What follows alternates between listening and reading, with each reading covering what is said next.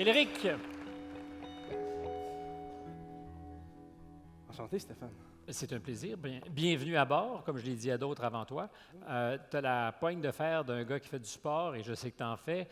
Tu as quelques titres de gloire d'ailleurs, des vrais titres de gloire. Tu ne le diras pas parce que ta modestie empêcherait sans doute de le faire. Bronze aux championnats mondiaux de duathlon. Oui, 2019.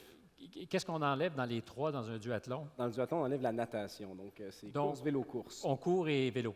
Oui. Et ton titre de gloire préféré, 30e au monde en ce moment, Oui. c'est encore vrai ou ça a changé? L'actualité, oui. 30e au monde, c'est pas pire, hein? En triathlon d'hiver. En triathlon d'hiver, exactement. Ceux de Québec connaissent le pentathlon des neiges, là, donc c'est l'équivalent, c'est 3 épreuves là, qui se font à l'intérieur de ça. Donc c'est de la course à pied dans la neige ou en raquette selon les conditions. Ça peut être raquette. Ça peut être raquette aussi. Quand la neige est molle, là, ça va beaucoup mieux en raquette. Sinon, il va y avoir du patin de vitesse et on finit en ski de fond. Pour le cardio, c'est de la totale. Oui, ça fait mal aux jambes.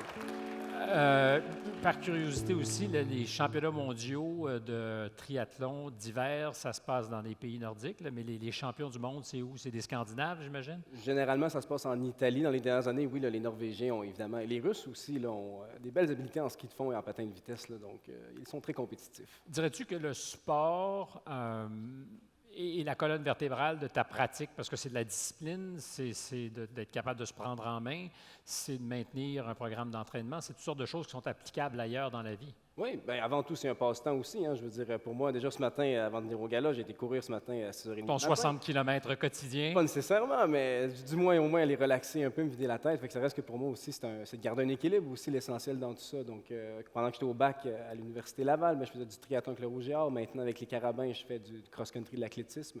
Ça fait partie de ma vie maintenant, ça fait partie de la routine. Mais oui, ça m'aide à garder un équilibre là, dans tout ce que je fais. Là. Et le polytechnicien que tu es aujourd'hui gardait à l'esprit le sport, parce que je me trompe ou tu es en train de travailler sur un vélo, enfin un cadre de vélo, Oui. tout bois, en bois d'arbre. 100% en bois. C'est en frame blanc d'Amérique. En gros, moi, j'ai travaillé là-dessus pendant Est-ce qu'on a dit un frame blanc d'Amérique ou le Non, frêne?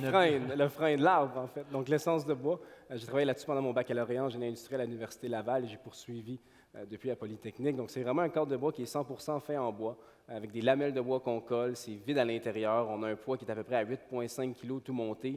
Les meilleurs vélos sur le Tour de France, là, on parle de 7,5 kg environ. Donc, légèrement au-dessus. Il reste encore un petit peu de travail à faire pour aller chercher du poids, mais moi, je l'utilise en compétition depuis déjà 3 ans. Mais est-ce que c'est compensé, ce surpoids d'1 kilo, par peut-être la souplesse que donne le bois? Parce qu'évidemment, un cadre en acier ou en carbone, c'est plus dur sur le corps, j'imagine. Oui, mais en fait, le boîtier de pédalier, il va avoir la flexion là, au niveau quand on applique la pression sur les pédales. C'est un morceau de bois qui est plein, donc on a vraiment une rigidité qui est très, très intéressante à ce niveau-là. Un peu plus que la fibre de carbone, même, on pourrait dire, selon certains types de cadres.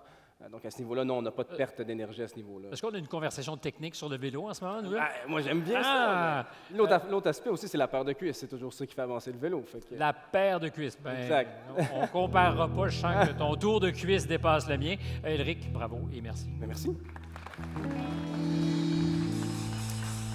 Et c'est Étienne Vézina, le directeur principal chez Foresterie Produits Forestiers Résolus, qui va nous dire ce qui arrive pour la suite des choses. Merci, bonsoir tout le monde. Félicitations aux 3 candidats.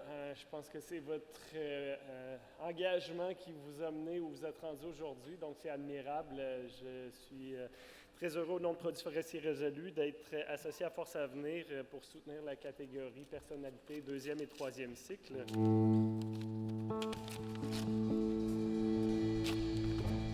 Le lauréat, Éleric Duhamel.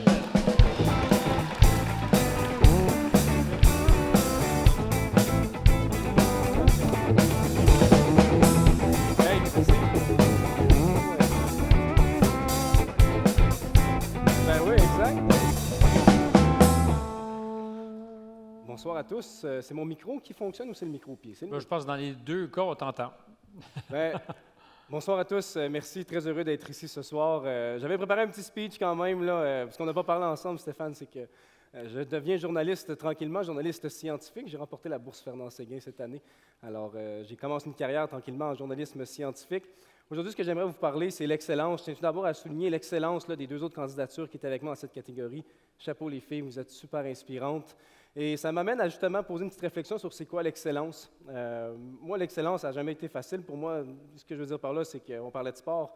J'ai été retranché au hockey, j'ai été retranché au soccer, au baseball, j'ai coulé des cours au cégep. L'excellence, c'est un concept qui peut prendre plusieurs formes selon celle-ci. Et j'en profite pour remercier les gens, pour aspirer à faire de l'excellence, pour avoir des gens qui nous inspirent. Je regarde la table à mes parents, évidemment. J'ai commencé par ma grande sœur qui est partie à 16 ans, 17 ans, je pense, pour Montréal, pour suivre ses rêves. C'est ça de l'excellence aussi pour moi. Mon père qui travaille depuis des années pour son entreprise d'approvisionnement industriel, qui m'a inculqué la rigueur. Ma mère qui a travaillé tout le temps fort pour s'assurer. C'est elle, en fait, qui m'a initié à la science en me faisant lire tout plein de livres. Mon amoureuse, Marie-Pierre, qui part à peu près toutes les 2 semaines dans le Grand Nord pour aller s'assurer que le Québec exploite les ressources hydrologiques de façon durable et responsable. Merci à vous. C'est vous qui m'avez inspiré aussi à ce parcours-là d'excellence. Donc, ce soir, vous avez vu toutes sortes de formes d'excellence. N'oubliez jamais que c'est un objectif, c'est quelque chose avec lequel tout le monde peut aspirer.